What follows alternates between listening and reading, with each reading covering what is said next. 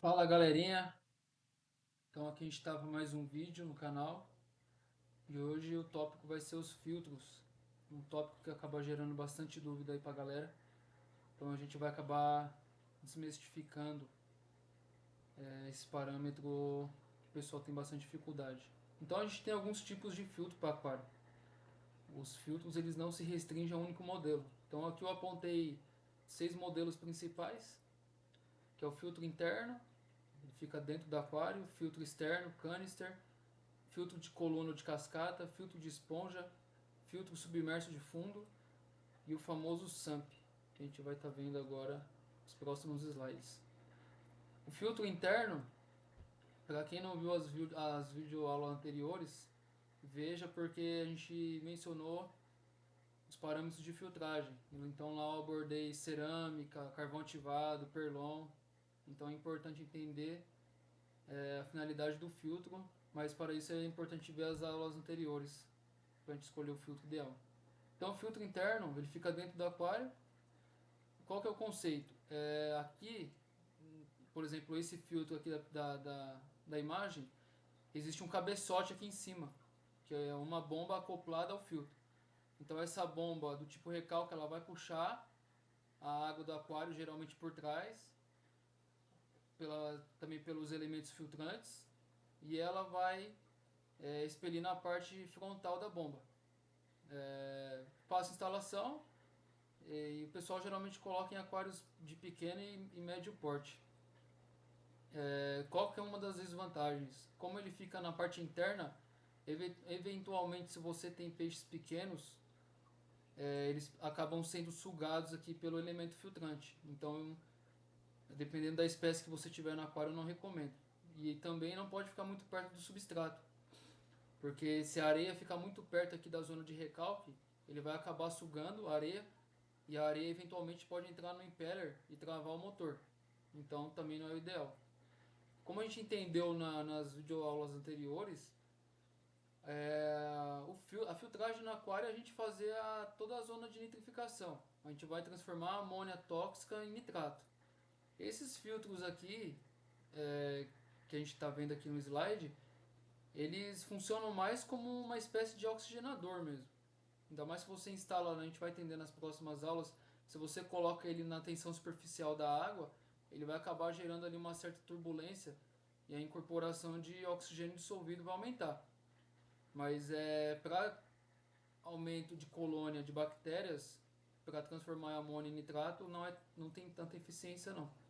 Então basicamente você consegue colocar uma espuma aqui dentro, por exemplo esse modelo aqui que tem uma espuma amarela de poliuretano, então ele vai puxar a água do aquário, os particulados vão ficar na espuma e aqui tem uma bomba acoplada e aí a água é expelida pela parte da frente.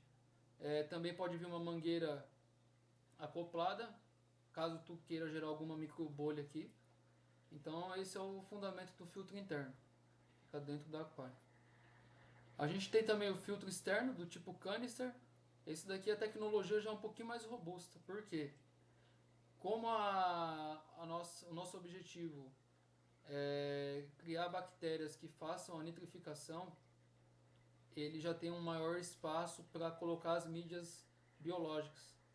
Então o canister ele tem vários compartimentos, dependendo do modelo. Tem alguns que tem até filtro ultravioleta. Então cada compartimento aqui é uma bandeja. E nessas bandejas você consegue acomodar as mídias, tanto para filtragem física, biológica e a química. Então a vantagem dele é que ele fica fora do aquário, então você vai ganhar espaço de layout. E também ele tem maior capacidade de armazenamento de elemento filtrante. Uma das desvantagens que eu cito também é o custo alto e a manutenção também acaba exigindo uma desmontagem parcial. Com o tempo, o pessoal reclama bastante que o canister, dependendo do modelo, ele acaba apresentando alguns vazamentos, principalmente nos anéis de vedação. Então, se você não tiver peça de reposição, acaba se tornando um problema porque vai ficar vazando água no local.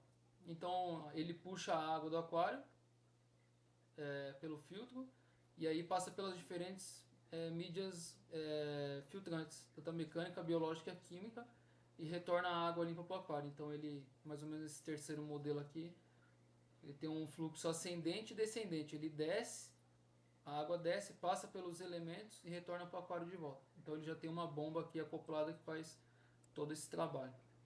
A gente também tem um filtro de coluna, popularmente conhecido como de cascata ou hang-on. E aqui é o mesmo fundamento. Existe uma bomba acoplada, essa bomba ela vai fazer o trabalho de sucção, então a água ela vai vir por esse cano aqui, esse canal, vai passar pelo filtro, vai passar pelos elementos filtrantes e vai retornar na forma de cascata para o aquário novamente. De novo, eu não aconselho esse tipo de filtro, principalmente se você tiver aquário grande, com grandes espécies, vai faltar mídia cerâmica, vai faltar espaço para você colocar os elementos filtrantes.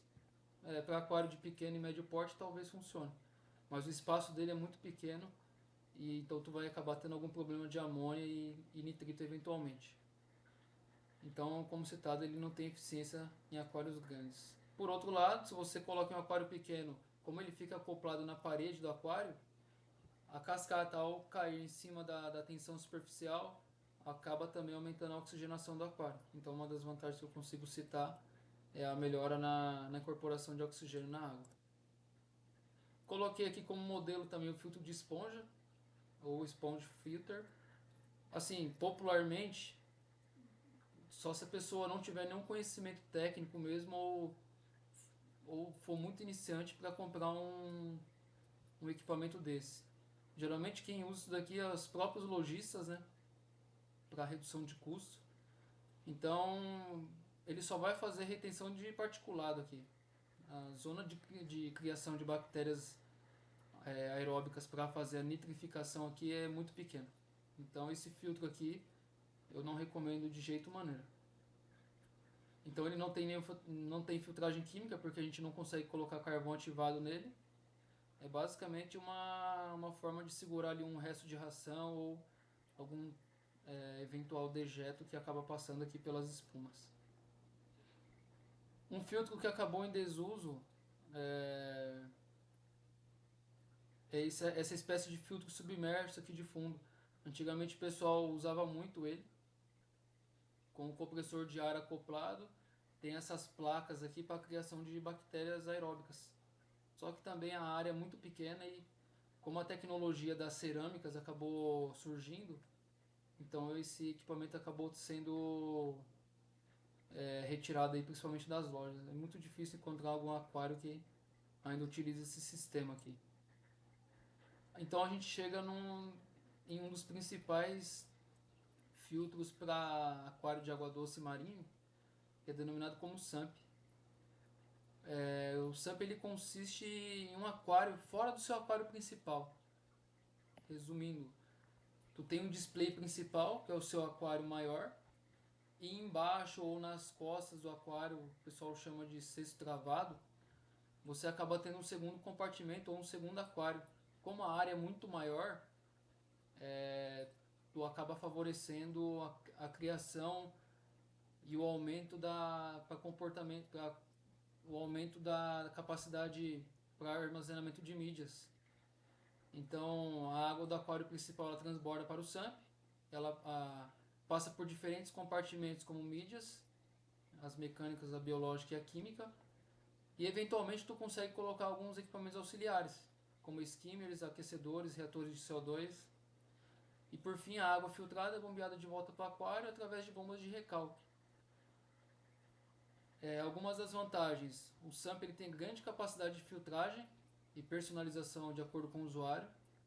Você consegue acoplar alguns equipamentos sem que tu polua o display principal, como aquecedores, bombas. Tu consegue fazer uma manutenção sem necessariamente ter o contato com os peixes, então acaba evitando o estresse. Ajuda a favorecer também a oxigenação e estabilidade química da água. Algumas das desvantagens: dependendo do tamanho do aquário, ele pode apresentar um custo elevado, ele exige um espaço fora do aquário, então o pessoal geralmente utiliza muito em aquários que já tem uma rack ou um móvel montado, e geralmente a montagem e a manutenção elas são mais complexas. Geralmente quem faz esse tipo de filtro algumas vidraçarias especializadas em aquário, para ter uma cola de qualidade, uma montagem de qualidade para não ter eventuais vazamentos. Então esse daqui é o esquema de um SAMP, eu peguei essas imagens da internet. Então observem que ele tem meio que um labirinto. A água ela desce pela tubulação. Aqui, por exemplo, esse primeiro compartimento é uma zona de decantação. Posteriormente, essa água ela pode vir por cascata e passar pelas mídias biológicas, mas observem olha o espaço que a gente tem agora de área para colocar os elementos filtrantes. Passando pelas mídias biológicas, esse material, a água, ela pode passar por um carvão ativado, ela por transbordo chega até a bomba de recalque. E nessa área aqui, que geralmente é o último estágio do equipamento, tu consegue colocar até alguns peixes aí que tá tendo atrito no display principal, tá brigando. Então tu consegue deixar ele aqui para recuperação. Vou fazer aqui de um aquário hospital também. A água passando aqui, ela passa por um aquecedor. A gente vai falar nos próximos vídeos o variável temperatura. Então a bomba de recalque ela pega e bombeia a água de novo para o display. E aqui é uma imagem representativa de um aquário com um SAMP aqui na parte interna. Aqui no caso a gente tem um layout de aquário marinho, mas também serve para água doce. Então a água ela transborda aqui através desse compartimento, chega aqui nos elementos filtrantes e a bomba de recalque bombeia de volta para o aquário. Então tu tem um display muito mais limpo, com poucos equipamentos e nenhuma presença de mídia biológica ou filtragem mecânica e química. E isso também gera maior área de capacidade de filtragem. É por isso que depois que essa tecnologia ela veio para o Brasil, o pessoal que tem um aquário de 1 metro aí, maior que 200 litros, 150 litros, já adere a essa tecnologia devido a ter maior eficiência e maior eficácia também. O custo vai variar, depende da espessura do vidro que tu quer montar, depende do tipo de vidro que tu quer montar, a quantidade de vidro que será utilizado, os equipamentos que tu vai colocar aqui dentro, mas eu recomendo muito, eu utilizo aqui no meu aquário e devido a performance que esse tipo de filtro ele acaba demonstrando, a gente consegue ter maiores qualidades nos parâmetros físico-químicos da água.